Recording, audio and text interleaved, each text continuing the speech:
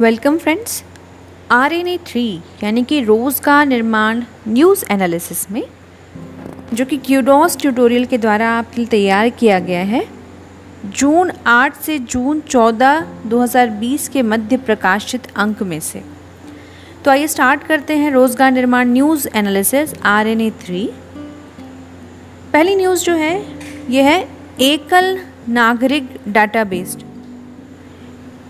Usually क्या होता है कि जब हम किसी स्कीम का, किसी योजना का लाभ लेना चाहते हैं तो हमें हर बार अपने अलग अलग प्रमाण पत्र जैसे जाति प्रमाण पत्र, आय प्रमाण पत्र, निवास प्रमाण पत्र, चरित्र प्रमाण पत्र आदि प्रस्तुत करने होते हैं।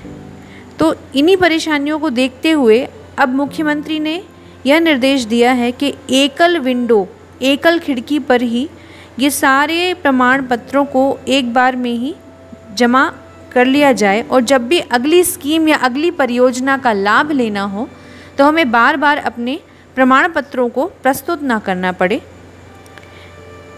अगली जो न्यूज़ है, स्कूल शिक्षा विभाग का ई-बुलेटिन, अब पढ़ाई नहीं रुकेगी।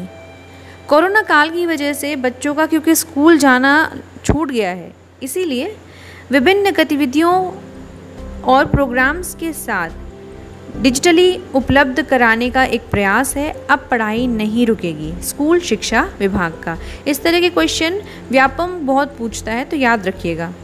अगला क्वेश्चन है, भारतीय विज्ञान संस्थान IISc के वैज्ञानिकों ने प्राण परियोजना के तहत स्वदेशी वेंटिलेटर का प्रोटोटाइप तैयार किया गया है। अब कोरोना के पेशेंट्स को क्योंकि वेंटिलेटर की आवश्यकता है, इसलिए ये स्वदेशी तकनीक से बना है और एक अच्छी उपलब्धि है। अगला है रोज़गार सेतु पोर्टल।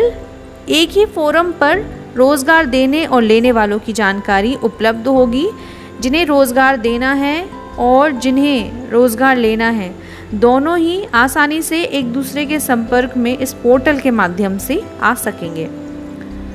अगली न्यूज़ है इताशा कुमारी। ये सिर्फ 8 साल की हैं, ये दिल्ली में रहती हैं और ये सिर्फ 8 साल की उम्र में ही गेम डेवलपर बन गई हैं। तो काफ़ी इम्पोर्टेंट नाम है इनका, इताशा कुमारी।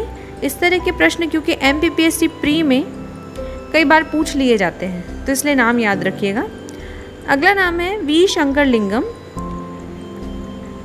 पुनः एक भारतीय जो जूम के इंजीनियरिंग हेड बन गए हैं। अब जूम ऐप हम सभी जानते हैं, video conferencing, video calling, webinar के लिए काफ़ी चर्चित ऐप है और क्योंकि ये चाइना का है और इस पर लोगों की जानकारियाँ चुराने का भी आरोप लग रहा है, तो V शंकरलिंगम जूम के इंजीनियरिंग हेड बने हैं।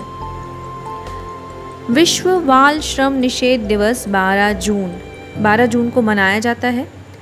बाल श्रम क्या है? 14 वर्ष से कम उम्र के बच्चों से किसी भी प्रकार की व्यावसायिक गतिविधि में काम लेना बाल श्रम है। इसके लिए लोगों को भी जागरूक करने हेतु कई उपाय किए जाते हैं। कुछ उपाय हमारे संविधान में भी किए गए हैं, जैसे मूल अधिकार और नीति निर्देशक तत्व के द्वारा। मूल अधिकार जैसे कि 21A अनुच्छेद में शिक्षा का अधिकार, अनुच्छेद 24 में कारखानों में 14 वर्ष से कम उम्र के बच्चों को काम लेने के लिए निषेध किया गया है। 39E में बालकों की सुकुमार अवस्था का दुरुपयोग, 39F में बालकों को विकास के लिए स्वतंत्र एवं स्वस्थ गरिमामय वातावरण प्रदान किया जाने का,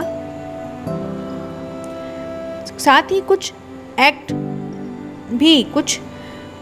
विधियां भी बनाई गई, जैसे कि खदान एक्ट 1952, फैक्ट्री एक्ट 1948, बाल श्रम निषेध एक्ट 1986।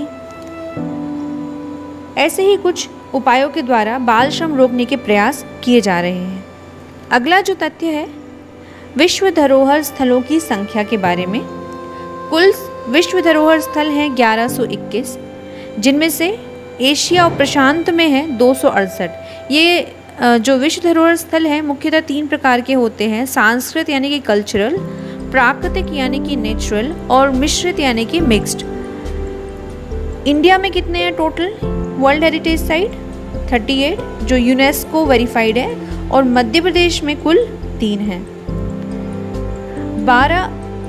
18 अप्रैल विश्व धरोहर दिवस के रूप में मनाया जाता है, ताकि लोग अपने आसपास की वैश्विक विरासत को सहेजें और उसका सम्मान रखें। आशा करते हैं आपको ये आज का वीडियो और तथ्य पसंद आए होंगे। तो प्लीज़ क्यूडॉस ट्यूटोरियल चैनल को लाइक करें, शेयर करें और सब्सक्राइब करें। Thank you.